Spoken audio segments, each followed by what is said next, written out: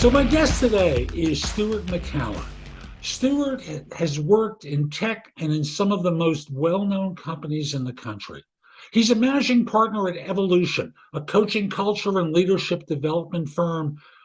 And Stuart has taken his life lessons and professional lessons and woven them into a coaching culture he provides to clients. Stuart, welcome. Hey, Thanks for Jeff. making time today. Thank you, Jeff. Thank you for having me.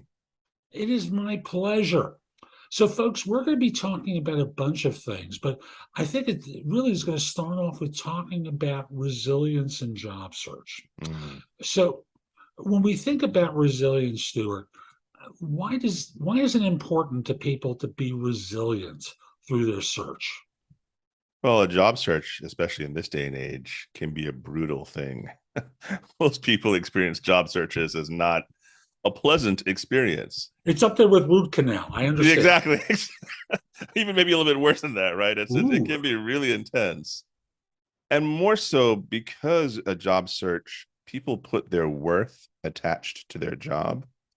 And so getting a no or a rejection can be really intense for folks. And so crafting or cultivating a sense of resilience is going to help you be more successful in a job search and be able to navigate the nuances, the weirdness, the rejections, the highs, the lows of any job search that anybody's engaging with. so some people think of resilience as having one definition. I want to Mm, make sure the audience understands your definition of right. resilience. How Yeah. would you define it for them? It's a great question. Resilience for me is multi-layered, but it really is this idea of knowing who you are and not being knocked around, or not your sense of who yourself is not being shaped by the forces around you, and that you're able to adapt to the situation around you, still staying true to who you are. So resilience is not I can overcome anything, because anybody can overcome anything and change who they are to overcome that thing. But if you're resilient, if you are adaptable, if you are sure of who you are, then nothing's going to knock you off your pedestal or knock you off your balance, basically, right? If that And makes sense. Yeah. it's so funny. And folks, if you're listening to this in podcast form, Stuart presented that sentence, that definition, solid, Mm, hmm hmm hmm firm. Um, there was a quality in his speech and in his manner that he was unmovable. Yeah. Thanks for that. But that's many years of dealing with, job searches and clients and, um, you know, knowing who you are, getting to the heart of who you are in any job search. Job search is going to be almost like personal self-development. You're going to struggle. And so as you can imagine, it's a crucible that refines you. And so seeking a job, getting a job and a job that you want, think of it as a crucible. Think of it as a passage for you to go through and it, enjoy it that way. it's so funny because, having worked in search for as many years as I did, Mm-hmm. I spoke to thousands and thousands of people who were basically like fish in a pond trying to jump on whatever hook got Mm-hmm. thrown in the water for them. Mm-hmm. And that sense of certainty about who they are and what they want was non-existent. Mm-hmm. Because Mm-hmm. I need a job. I want a job. Give me a job became their manner. And thus, anyone meeting with them would get that sense of anxiety and desperation That's that right. so many people have as they engage in that job search. Yeah. And I think um it's not very useful to adopt that stance of desperation and anxiety. And I wanted to say and offer, I know that people have and are desperate and anxious because the world, if you're having a job and you've got like two kids and, you may be the only breadwinner or maybe one of two, and you need that income, it can feel very defeating and anxiety producing. So what can you do under stress, and how do you learn to deal with stress? You anticipated my next question. That's That's right. perfect. We had to do a segue at some point, That's right. Great minds, right? or something like Yeah. that. So, how do you start developing that sense of resilience? Yeah. So I'll tell you what I did.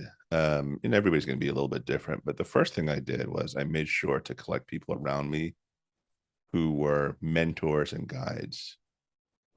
And you'd be surprised. A lot of folks will say, well, in getting a job, I don't need a mentor. I'm like, actually, you probably do. A mentor is going to be able to tell and be a voice of reason for you. You're going to be they're going to be able to tell you, hey, maybe you shouldn't do it this way, or have you thought about a different way, or this is my experience. And having that information come in that you can process, analyze, and then move on and use is super useful. And many people really want to be mentors. You'd be surprised. A lot of folks who have said to me, well, I don't know any mentors. I'm like, well, go ask your old boss if you have a good relationship with that person. Go ask somebody in your field, do an informational interview. You might not be able to get the person that you want, but they might pass you on to somebody else that might become a mentor. So that's the first step, I think. I'm going to add in the one thing of, or hire a coach to work with Or you. hire a coach. Yes, that's right. Well, I mean, I'll And, just say, I've and the same issues with coaching exists with mentors. There's that's right. some very good coaches, and there are some really infantile baby coaches talking about the dream job with the Right. wonder. It's childish advice that you get from them because they don't know. Well, and I think, the coaches, so we'll go off a little bit on a tangent here, but the coaches who I think are most profound have done their own work, so they Mhm. know where they stand in the world. And so the coaches that I've seen, and I'm hoping I can count myself one of them, but it's not for me to say, it's for my clients and for the people who interact with me. Um, that when I do my own work, I show up differently. And so the same thing with a job search. If you do your own work, if you investigate the things about yourself that people have said sometimes you might do in a job, or if you have a practice by which you are journaling and you're reflecting on your thoughts and see the highs and lows that are happening within your life. If you enjoy, if you, there's a lot of community, there can be some weird ones. So, but if you join a community of people who are doing similar work, I mean, be careful. I think let's just say that, right? But if you join a community of people who are doing that work as well too, you then develop and have that skill reflected back to you, that sort of self-exploration, um, you know, deep dive within yourself. And it's not something you do every day, but as you do a little bit, it's funny. I just got done with a weightlifting class and I'm 51 years old and weightlifting was not my thing for a long time. But what I loved about it was it is an incremental developmental skill. And the same thing with a job search. It's an incremental developmental skill, and building that resilience and that system around you is incremental and developmental. It's not going to happen overnight. It takes a little bit of time. So develop that time and be deliberate about it. I remember writing notes. I still looked at my notes from when I was looking for jobs, and I wrote notes on everything that I happened in an interview. What did I learn? What did I like? Who did I not like? Why did I not like that person? What was my experience? Like, ask yourself questions after every job interview, and you'll see over time a pattern developing, and that's what you want to look Absolutely true. And for so many people, they they think they're supposed to figure out things by for. themselves. That's right. Yeah. I'm an adult. I should know. That's the shorthand for I can do this by myself. I should be able to do this by myself. And I always ask Mm. the question, and who told you that? Not only who told you that, but why did you even think, you know, all the most successful people that I know have a team around them. Whether it's a team they pay for, it's a team that they've built over time through relationships, they have a team around them. When I coach my clients, and I've, coached CEOs and senior vice presidents and executive vice presidents, the first thing I ask is, what's the team around you as you're embarking on this coaching journey? It's not just me. I'm one person that's going to give you an insight, but do you have a naturopath, a therapist, a spiritual advisor, a yoga teacher, like whatever it is around you, but it's not just one person, it's not two people, it's probably about 6 or 7.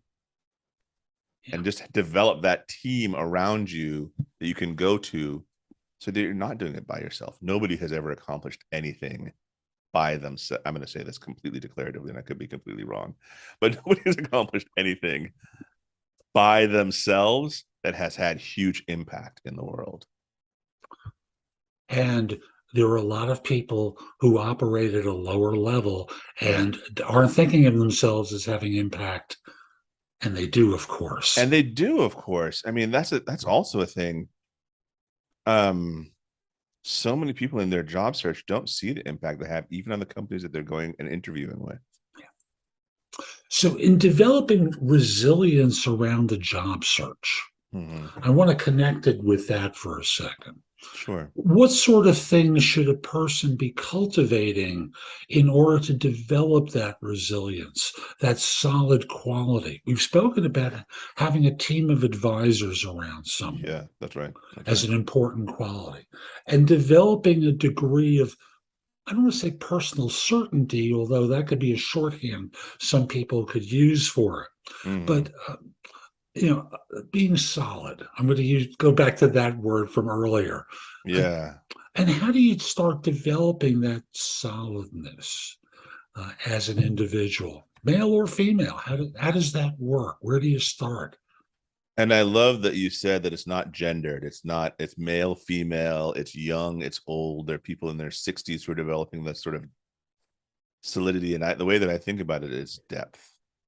Have you looked at the deepest aspect of yourself and swam with the sharks in your psyche?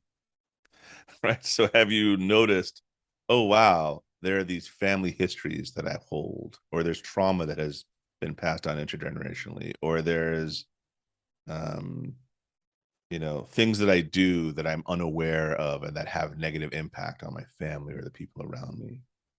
But that solidity comes from examining who you are. And I'm biased as a coach because that's what I do with my clients and I do with myself. Like I don't do anything with my clients and I'm not doing myself. But that knowing who you are and that solidity makes you grounded, feet on the ground, feeling the earth, feeling the power of the earth. And a lot of times when I've helped people around trying to get a job, they get so focused on as you said, jumping on any hook that they can't really just enjoy the pond that they're in right now. And of course, you might have to take the first job that comes your way. Once again, I'm not saying don't take the right job or don't take the job for you if you're in dire straits around finances and you have to, provide for your children, your family. But don't think of it as that's the end or be all. Think of yourself as a brand. So if you hold yourself solidly, who am I as Stuart? I'm not the flashy go lucky happy guy that's going to make you feel necessarily great about everything when you're in a coaching conversation with me. I'm the kind of guy that's going to hold you and be solid with you as you explore sometimes intense experiences, all in essence, all to make you a better leader.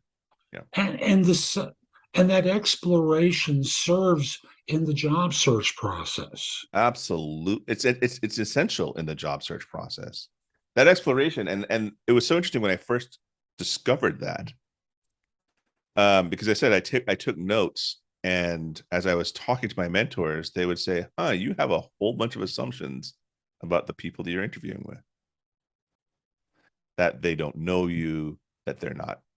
I mean, how disrespectful that is if you're going to an interview and you're like, this person's an idiot. That's not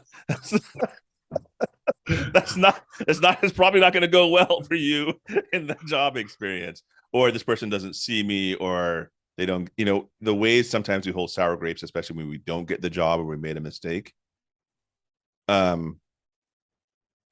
What happens if we go in and we say, okay, what is my experience of this? What am I doing in this job search that I notice is either going great or going not so great?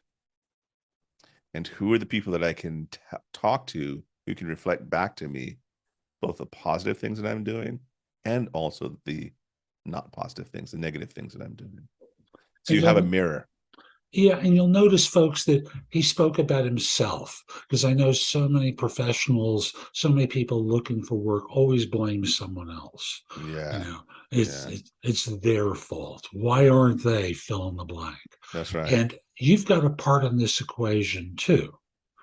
So, there's a dynamic that exists between you and other people that helps to create the flow of the conversation that That's right. allows you to either perform as a world-class individual or not. I love that you're saying and reminding people that there is an equation to this. And I'll just offer folks, how can this person sitting in front of you that's interviewing you know who you really are? They have 15, maybe 30 minutes talking to you, and they're making all sorts of assumptions about who you are. So it's not the person in front of you that's the issue. It's what can you do to get past that person to the decision maker. So let's be tactical here. Okay, Sure. let's go less theoretical and more tactical, right? So you're in any job interview, you're looking for the decision maker, and it's usually not the person hiring you. And you're making a good enough impact on the person that's interviewing you so that you can get past the next level. Be yourself. You'd much rather be yourself and get rejected than not be yourself and get into a job you're like, this sucks. Right? So be yourself. Move as be thoughtful, be kind, be who you are. Hopefully you're thoughtful and kind. If you're not, well, I don't know what to tell you, but develop that word, develop that aspect of yourself, right? And be think of it as a strategic process. You're in a job interview. I remember going to a job interview, and especially in the tech world, sometimes you have like 4, 5, 6 interviews, and you're like, by the time the fifth one rolled around, I was like, I don't even know if I want to work with this company. This is crazy, right? But there's a goal that I'm trying to reach, and I know what that goal is, and so I'm going to be strategic about who I'm going to talk to, what am I going to deal with, what am I going to put up with, so I can get to that decision maker and have that in-depth, detailed conversation. It's funny how often, well, job search is so much like dating. Yeah. Yeah. In that people have this nice dating facade to start Right. off with. Right. And often it takes a long time to lower the guard and open up as a real person, Yeah. so that you can decide whether or not you want to be in relationship with whoever this person is and they with you, or whether you're just going to keep the act up, in which case you never know whether they fall in love with you or the act. Mm-hmm. And the Mm-hmm. same thing exists professionally with interviews. Mm-hmm. As Stuart has pointed out, be yourself. And as I like to say, risk everything Yes, by that's being right. yourself. Because if you're rejected because of who you are, wow, that's great. It really is. There's such a relief when you're rejected for who you are, because then you think, what happened if I wasn't who I was and I ended up getting this job? Because I've done both. So I think when I'm speaking about this, I've done both. I remember trying to contort myself into a position, into a shape, so that I could get a job, and I got the job, and I was extremely miserable. Jeff, it was the most miserable job I've ever been in. And it had nothing to do with the people. It was all about what I was presenting in this position and this role that I was in. And thus the expectations you created with them. That's right. That's right. And so they were looking for a quiet, a quiet, non-confrontational yes man. They got a 1 out of 3, maybe. No, they didn't. I don't think they got any. And so I was butting heads with the group that I was working with. What was great about it was I didn't take it personally that I was butting heads with those folks, and I also didn't make them wrong. So part of the work that I did was, okay, well, this obviously isn't the right job for me, so let me start my job search before I either got fired or quit, or let me start the job search now. which was interesting because doing that alleviated the pressure so I could show up differently in this organization. Hmm. So I would always tell people, if you got a job, great. You're always looking for your next one, and make sure that you're not static, that you're always looking to say, what's my next level or my next goal that I'm trying to reach. And that's for any position in anywhere. It doesn't matter what you're doing. Now, I assume, well, folks, I always do a pre-interview with my guests. And in speaking with Stuart, one of the things he wanted to speak to were mental models Yes. Oh yeah. and how to deploy mental models as part of this. I hand the baton to you. Take it away. Yeah, well, mental models are great lenses by which you look at the world and help you make determinations. So there are mental models on the developmental side, like who are you as a person? Enneagram is one that I've heard people use, leadership circle profile, Center for Creative Leadership. There's all these mental models that people use in order to determine who you are as a leader and who you are as a person. There are also mental models on the kind of work that you do. So I used to do agile coaching for a long time. So if anybody knows what that is, it's a type of business methodology around understanding the way work happens in business, both from the individual all the way to the systemic. So integral theory is a great mental model for people to use. Mm-hmm. Cynefin, David Snowden's work, is a great mental model to use. Whether could you spell that one for people? Sure, it does, and it sounds nothing like how it's spelled. Nothing like how it sounds. It's Cynefin. He's Welsh, I believe, and he used I don't remember what the term means. But whether the thing in front of you, the problem that you're facing, whether it's simple, complex, complicated, or chaotic, that's a great way to look at anything. Actually, is it a simple problem? Is it a complex problem? Is it a complicated problem? Or is it a chaotic problem? And I'm not going to go in and try and explain a class on Cynefin right now, but I think for anybody who's looking at it, what would be like to take that model and try and wrap your job search into that? Is a simple problem of me trying to find a job by just going out and sending 200 resumes? Is it a complicated problem? Like there's a best practice that I can use? Is it a complex problem? I don't know what this thing is. So I'm going to keep trying to figure it out. And so I'm going to try all these different tools or tactics. Or it's chaotic. I have no idea what's going on. So I'm just going to throw out my resumes and stand in the middle of the street, whatever it is that I can do to make sure that people notice me. So having those models are super useful, especially in a job search. So collect models and think of them almost like, when you go to the eye doctor and they put the different lens in front of you and they're like, can you see now? You're like, nope, still can't read whatever that thing is. But then what the right model might get in front of your face, and all of a sudden you're like, oh, I can see it clearly now. I can see I see what I need to do, or I see my next step. So, really use those models. And I would say, like, put them in front of your face and look at the problem of your job search from that perspective. And it seems like that leads to the idea of experimentation. Oh, yes. It's so funny when we were talking last, I remember saying that, and it also goes with rejection game, but we'll talk about that in a section. But experiments really are the way that you're going to get the best job.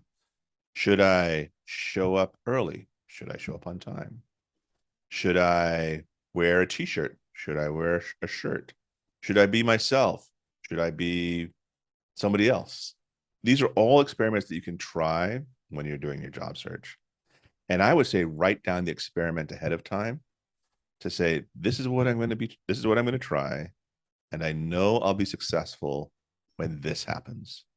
So you have an idea, a hypothesis, and then you have the result by which you know that a hypothesis is successful. And a lot of times people will go through a job search and not be deliberate about it. The biggest thing for me when I was going through job searches was being deliberate and creating the experiments that I could document in my notes. And it seems like a lot of work for a job, but it is a job. Like finding a job is a job in of itself, right? So treat it as such and document it and create those experiments. And for those of you who are younger, you're looking at this over a lifetime. That's right. And for those of you who are older, you're looking at it for the balance of your career. Why not? Why not? Why not? Because here's the thing: if you experiment and build resilience, build mentorship, build a team around you, can you imagine if you got the? And I actually got a job that I loved doing this. I loved the people I was with.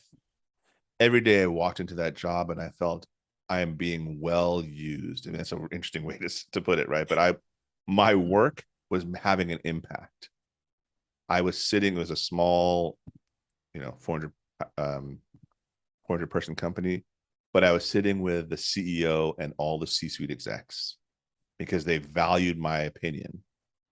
But I also could go and talk to the individual programmer because they also valued my opinion because I wasn't trying to be above. It was the best of both worlds. I was able to travel different levels in that organization. I wouldn't have gotten that job if I hadn't experimented and thought about what kind of work do I want to do. And I didn't get that job the first time, and I didn't get that job the third time, but I got that job the fifth time. Beautiful. And you mentioned the term rejection game, if I'm not mistaken. Yeah, yeah. It was a term I came across in the early 2000s. I'm dating myself. But it was the early I hope you're 2000s. having a good time, but Yeah, exactly. uh, oh, good Lord, Jeff. Uh, I told you I did this kind of I stuff. know, I know, I know, I know. I should have been ready. Um, but getting a no. I remember the first time I got a no in a job search, and I was like, "Oh God, I really wanted this job. I knew it'd be great." And I ran across this term, the rejection game, and this was the idea that you go and seek rejection to numb yourself a little bit to the idea of getting a no. And so part of my experiments is I would go out and try and get no's. I would ask. I mean, there were some companies that I was like, I could be a at 32 years old, I could be a senior vice president of a large tech company, and they're like, what? Who are you? Don't call us again, right? That was a clear no, right? Um, there were some other companies that I would try stuff, and they would say, oh, well, maybe not yet, but if you did these 4 or 5 things, we might consider you. Now, isn't that powerful that in the rejection, I got learning at the same time, Bingo. right? And that's Bingo. what you're looking for. You're looking for the learning. You're not looking just to get a no. You're looking to get the learnings out of that. I mean, I tried things. I remember asking a very well-known designer for him to be a mentor of mine. He was leading a class with like, I don't know, 3,000 people in it. And I walked him and said, hey, can you be a mentor? And he said, well, I don't live here. And I was so freaked out that he was considering me to be to be a mentor of mine that I just turned around and walked away. But here's the thing, he didn't say no. Right. And so that's the thing I'm looking for and I really advise people is to really go out and try things and be not afraid of the no. And isn't it interesting how often people are really afraid of the yes? That's right. As That's you right. just expressed, suddenly, oh my God, he hasn't rejected me yet. I'm out of here. Well, that's the thing is I love that you're saying that you have to be ready for the yes. Um, because you probably will get a yes that will blow your mind, that will freak you out, that will make you sweat buckets, and great.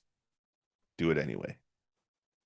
One of the best advice I got from a mentor is, go for a job that makes you feel like you have to learn something new every day. That's the best job to be in. And it's so true. It's so true. Stuart, what haven't we covered yet that we really should? Um, well, I think what I said earlier around being a job seeker is personal development. And if I can really emphasize that for folks, that it's almost secondary to the job you get because a job is not the end all be all. It shouldn't define you. But if you use it as a way to investigate, develop, and learn about yourself, who am I under stress? Who am I when things are going great? Great. What do I feel like when I talk about or talk with leaders? What are some of the things that I struggle with when I work with teams or work as an individual contributor? And especially for the people who are in what are called underrepresented groups, keep going. Keep going. every job is, as I said, is not the one that defines you, but it's who you are as a person. And that's what you're looking for. Beautiful. Mhm. Stuart, thank you. How can people find out more about you, the work that you do, everything? Well, first of all, I'm on LinkedIn because LinkedIn, but please look me up at Stuart.McCalla on LinkedIn. I'm also on evolution.team. We're a world-class group of coaches. I do a lot of work with leaders, especially in transition. So if you're in a transition state, especially at the higher levels of leadership, right? So if you're an SVP or higher, even a CEO. And so reach out to me there. I'm actually going to be at .LA in this week, actually, talking about diversity in venture capital. So there's lots of different ways to find me. Stuart, thanks for making the time today. And folks, we'll be back soon with more. I'm Jeff Altman, the Big Game Hunter. I do no BS career advice. I do it globally, working with people around job search, hiring more effectively, improving their management and leadership, resolving workplace issues, a holistic approach to you and your career. If you've got questions for me, you can schedule time for a free discovery call, schedule time for coaching. You can do that through my website, thebiggamehunter.us. And while you're there, there's a ton in the blog that'll help you. It's information you can watch, listen to, or read. I also have courses and books that I've written, again, available through the website. Lastly, connect with me on LinkedIn at linkedin.com/IN/the Big Game Hunter. Have a terrific day, and most importantly, be great. Take care.